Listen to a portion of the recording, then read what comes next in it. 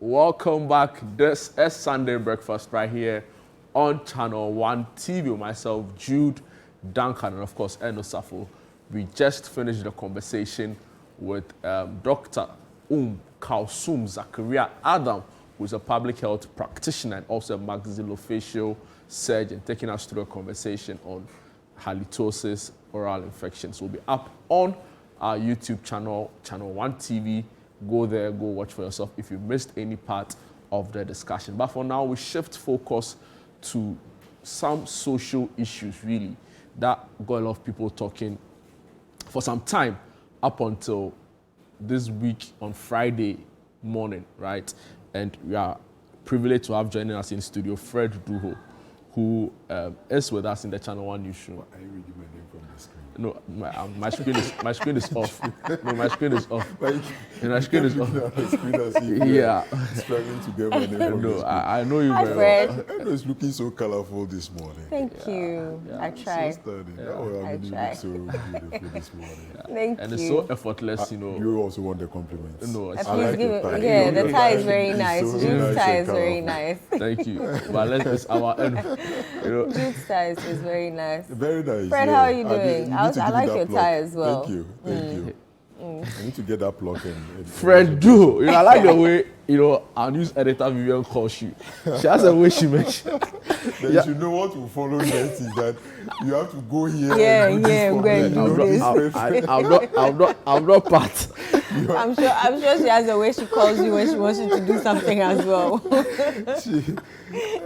And when she wants me to do so, she always starts with, no, my dear. And then know that Vivian is about to send you. Anyway, good, Fred, you know? so how did you chance on that story? Because I don't remember you being assigned to it. No, well, good morning to our cherished viewers out there.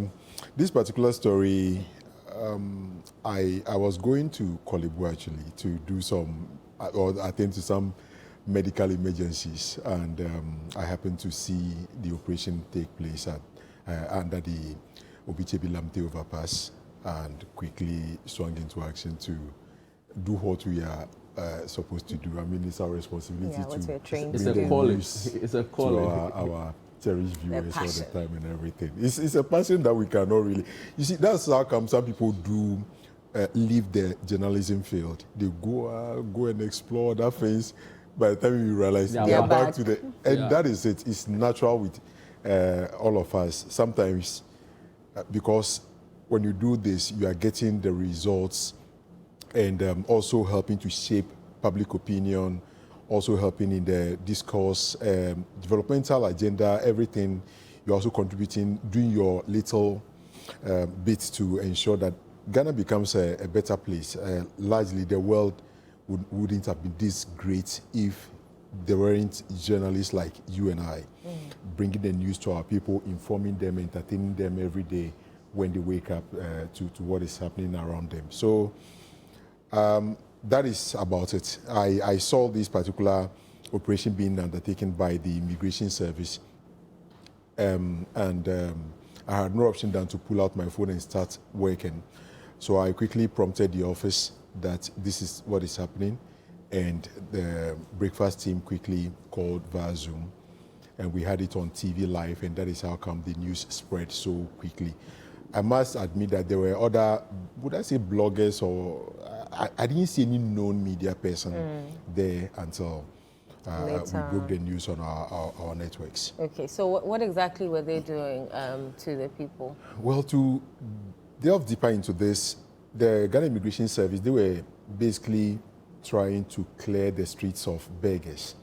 The foreign nationals, the expatriates that have been in this country, I know you would have encountered them a number of times on the They come streets. towards your car, knock. And then sometimes beg. I was watching the news yesterday where there was this taxi driver who lamented that sometimes they even have this sort of metallic or some, material they used to even scratch your vehicle when they stop by to ask you for money.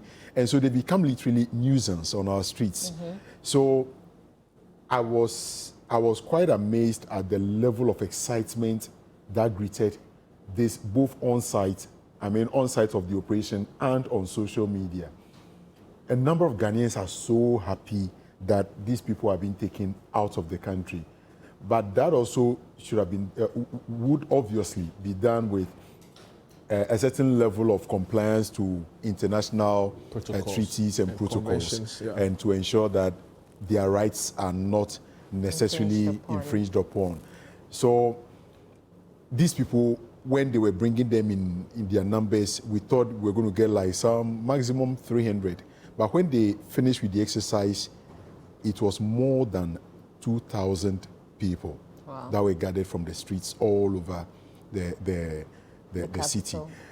But trust me, there was one aspect that I personally thought I would have done better, but under the circumstances, there was nothing I could do. You see, the children have rights that we need to protect.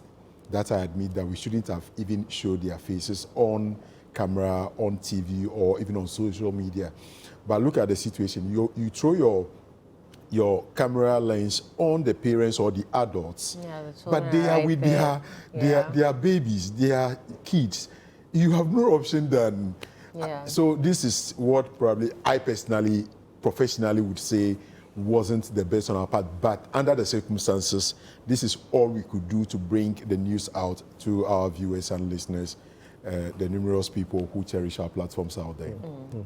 They looked extremely happy to be getting onto the bus. So I'm saying they weren't coerced, they weren't forced. Not at all. They were spoken to. And the Ghana Immigration Service, they did a yeoman's job. They did a very great job. The professionalism was that high, because they were guiding them, trying to, as much as possible, find a fine balance where those who even wanted to escape the scene were brought in with some level of communication and empathy. So they asked them to join the buses, and then they were all conveyed to the GIS headquarters. Now, the entire operation was such that the smaller pickups go to town, the major streets that we all know, the Kotoka International Airport area, La Paz, everywhere these people are. The small vehicle to a central location, which was the Obichebi Lamte interchange. Then the bus now conveys all of them to the GIS headquarters. Now, I followed up to the GIS headquarters only to see that they've actually erected canopies to shield them from the scorching sun. And then after the profiling, or where they separated the children from the adults, the male from the female, and all those processes were done, they were given breakfast or lunch, I must put it, because it was roughly around 11 to 12 thereabouts, but they were offered cups with, I think, porridge and bread. So they were fed. Then they were also given, they were all under the canopies where they went through the profiling process. Now, what really caught my interest, really, to go beyond what we had reported earlier in the day, I went back at night. I think I heard you. To see what really the conditions will be, because we are sure that these people will be, taken out of the country before close of day on Friday. So I went there only to realize that the immigration officials were on the wall, because if you are passing by, you can easily overlook the wall and see the people in there, because they were making noise, the babies were crying, they were feeling uncomfortable. And also, I must commend them, they provided them with mobile toilets. So at least their places of convenience were all catered for. So it looked to me like a really well-planned, well-structured operation.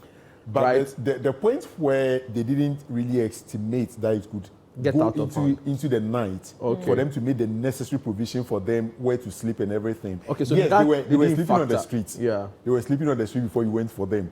Maybe they were comfortable where they were. But if you bring them to sort of repatriate them to their country, you would have obviously put in the protocols to ensure that even if it gets late into the night, where should they sleep? And those preparations should have been made. So when I went back at night, I realized that they were all in the yard on the bare ground. No canopy, the canopies were not on them any longer. There were no tents for them to sleep in, and all of them were lying down. There's no light. There was no light there, actually.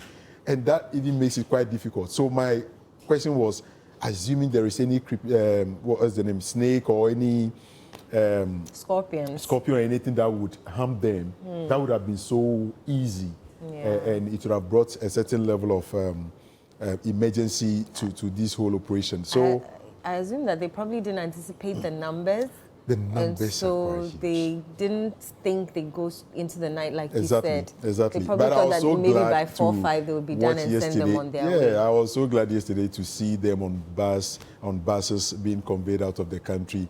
And from Samuel Akom's report, it is obvious that now the streets or the major places that they find solace, those places are now cleared and they are not there. We just pray that they don't return. Do you know which immediately. country they were being sent to, or majority of them came from? We've not had that official communication yet. Okay. The superintendent of, which is the head of the PR unit of the Ghana Immigration Service, said he was going to communicate that to us later. But as it stands now, we do not know which countries they've taken them to. But I spoke to the we are director told of, most of them are going to Niger also. yeah. So I spoke with the director for the Accra Passport Office. You know, they have a direct role to play in this, in that they liaise with embassies, you know, to account for some of these undocumented migrants. And he mentioned to me in that interview that, of course, they were from Chad, they were from Niger, some were even from Togo, but in smaller numbers. And there was also some from Mali in there as well. But they were going to put together a comprehensive breakdown of their nationalities. But Fred, I wanted to ask you a question Sandra posed to you on radio the other time. You travel a lot within the sub-region, right? In the past month, you've been to,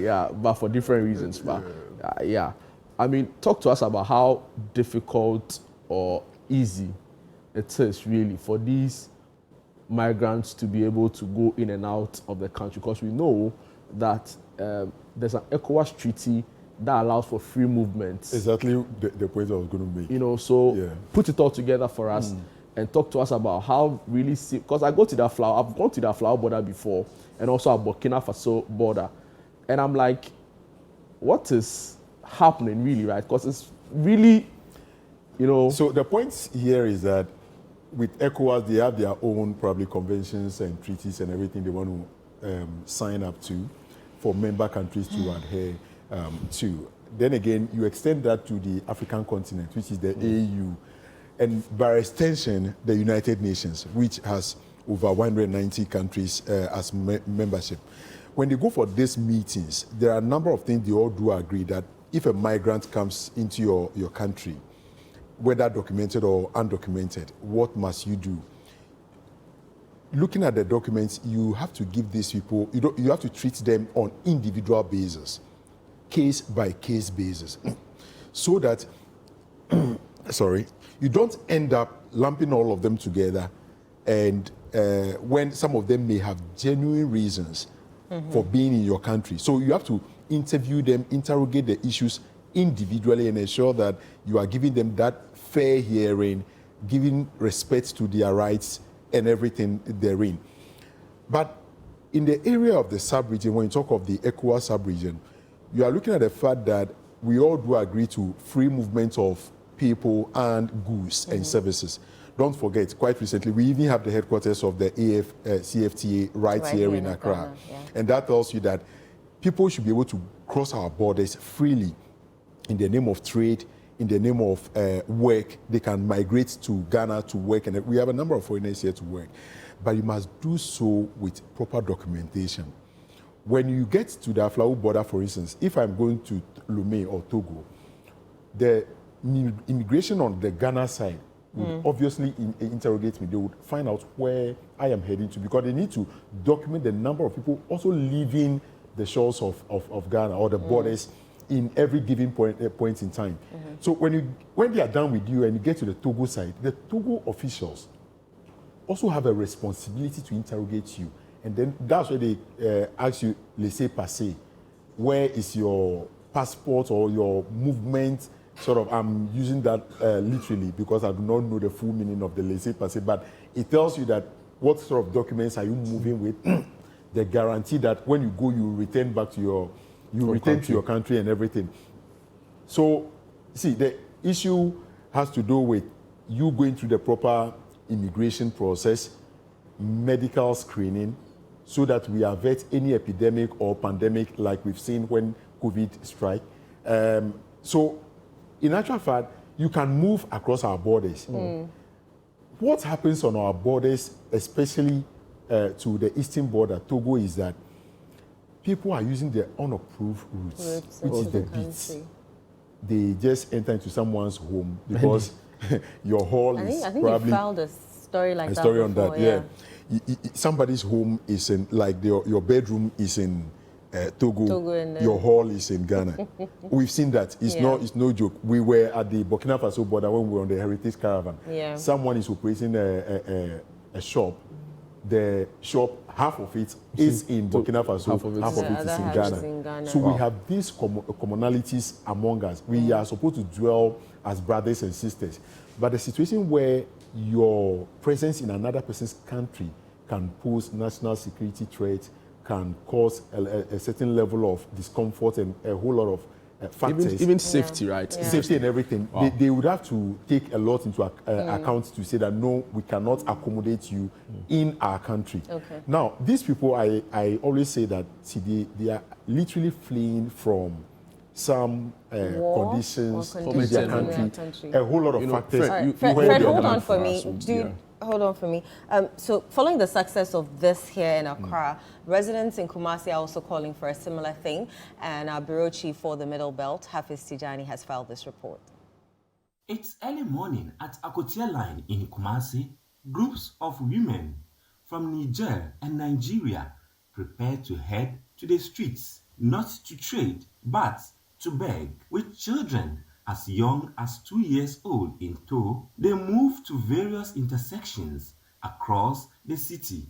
40-year-old Adiza Abdullahi, a mother of 5, says she fled insurgency and hunger in Nigeria and arrived in Ghana 3 months ago. She, like many others, turned to street begging as the only available means of survival. Ka kamo hanya ka taho yunwa ta sa ka baro kasarka ka zo kuma nan ka samu aiki ba aiki musamman wankau din nan ba a samu sai dai a tafi bara to bara na shine zamu ci da ƴaƴanmu mu sha da ƴaƴanmu yanzu haka yau ka san Allah in ban da wannan kudin ba ni da kudi tsakani na da Allah. Adiza is worried about what she says is mistreatment from some Ghanaians and says she's ready to return to her country. Boko Haram ce ta janyo kabaro kasar ka taho fadace-fadacen da ake.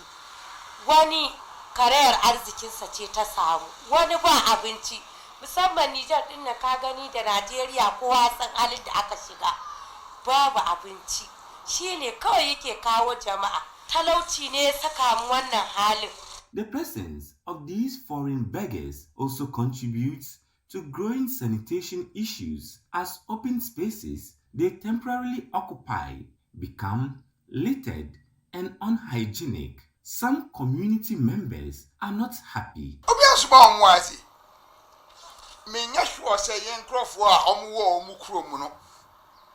That privilege. So, etino yenya impeni for na so mo hwe na kwan a mo fa so e ba ye no omutimi hwema sa kwan na so omoko. During a recent meeting with the Ashanti Regional Minister, Interior Minister Mohammed Mutaka Mubarak acknowledged the resurgence and outlined plans to address the situation. Because of the Sahel challenges, some of them you see them as beggars, but they are not just beggars. They are also picking intelligence for their country. So we are putting in measures. I mean, we set up a committee, right? And we are looking at how to do it in a very swift and humane manner. Residents are concerned about security issues regarding the presence of these beggars in the country. They want authorities to ensure these beggars are repatriated to their countries. Hafiz Tijani, ChannelOne News, Kumasi, Ashanti. And that report is from Kumasi. But there's good news here, because on ChannelOneNews.com, the Minister for the Interior, Mohammed Mubarak Muntaka, has confirmed that the government's recent crackdown on street begging in Accra will soon be extended to other regions across Ghana. So that would be a relief for, or happy news for residents in Kumasi and in other regions as well. Fred, let's talk about their living conditions. They're on the street. I see them with babies at their back, and I'm wondering, where are they having sex at? Because if you're living on the street, I don't think that sex or repatriation will be on your mind. So tell us about that. No, but the mere fact that you're on the street doesn't mean that your feeling is dead. Now, you're having sex. No, come on. They have to. They have to. They don't have any TV and anything to watch. So that's their source of entertainment. But the men in Ghana are doing the most. You think it's men in Ghana? What about their own men? Right here. Yes. I mean, but they come with men as well. There are some men within them and stuff like that. But we've seen on some occasions where, excuse me to say, mentally challenged persons who are Ghanaians even get pregnant, who get them pregnant. So these people also, I mean, they have feelings to express. So as for the babies and getting pregnant,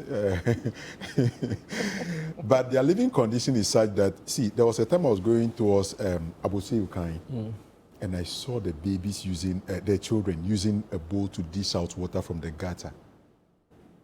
And then they were using to wash themselves. And you see, that they are really cringed. I'm like, what's happening? What?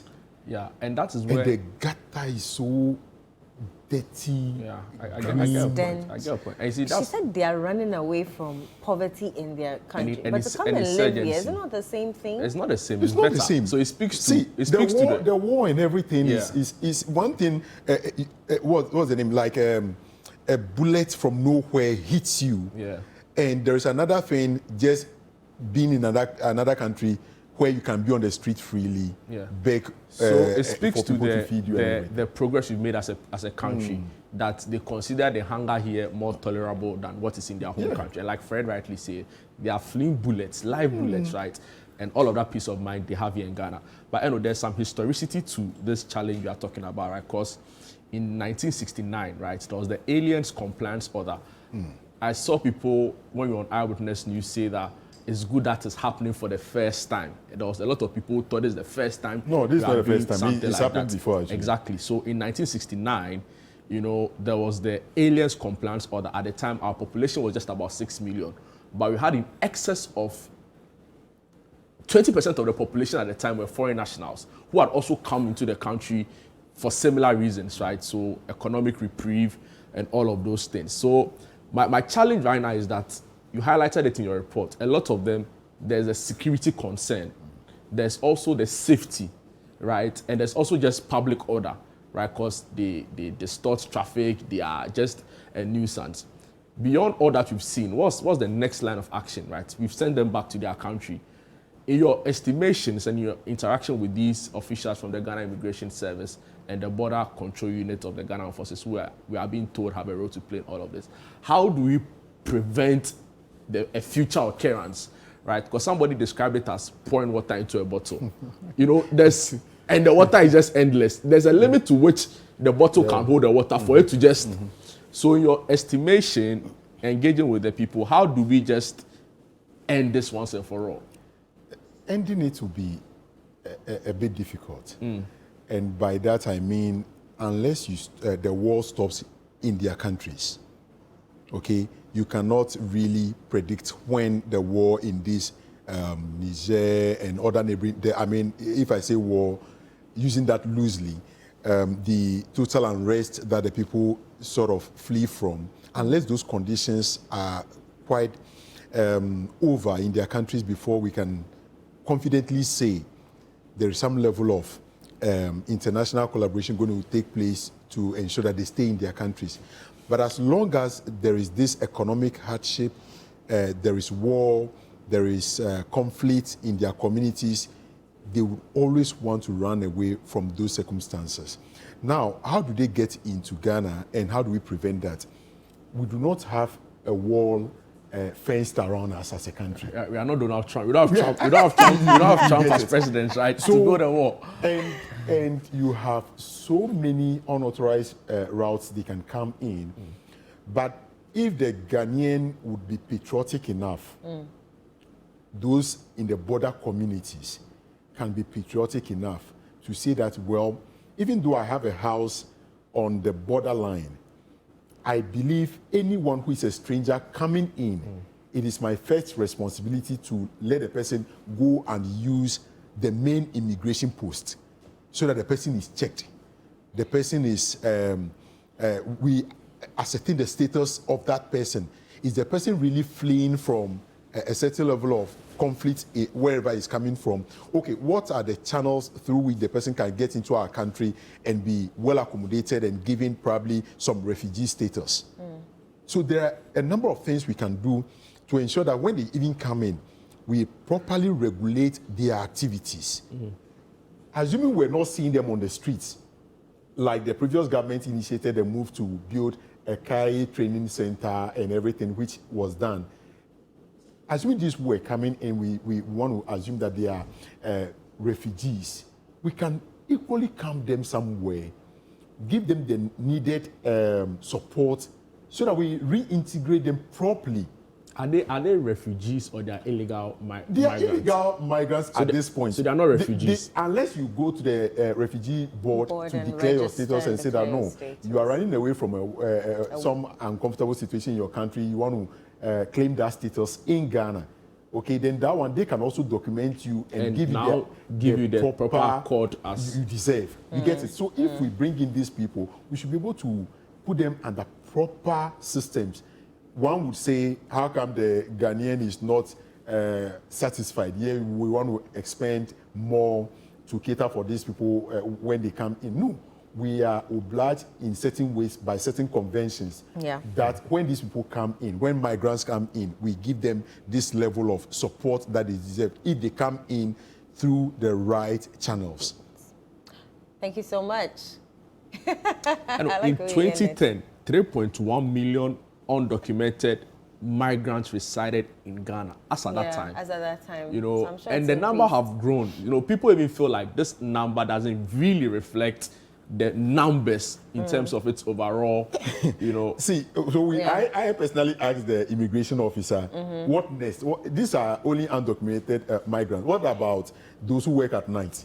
And they were like, oh, they've once clamped down on their activities, but they are back to extend say it in broad terms. It's commercial sex workers, and that is also a nuisance. At night, it depends on where. It depends on where you stand on that divide. But anyway, thank you so much for the work you're doing, Fred. We appreciate your time.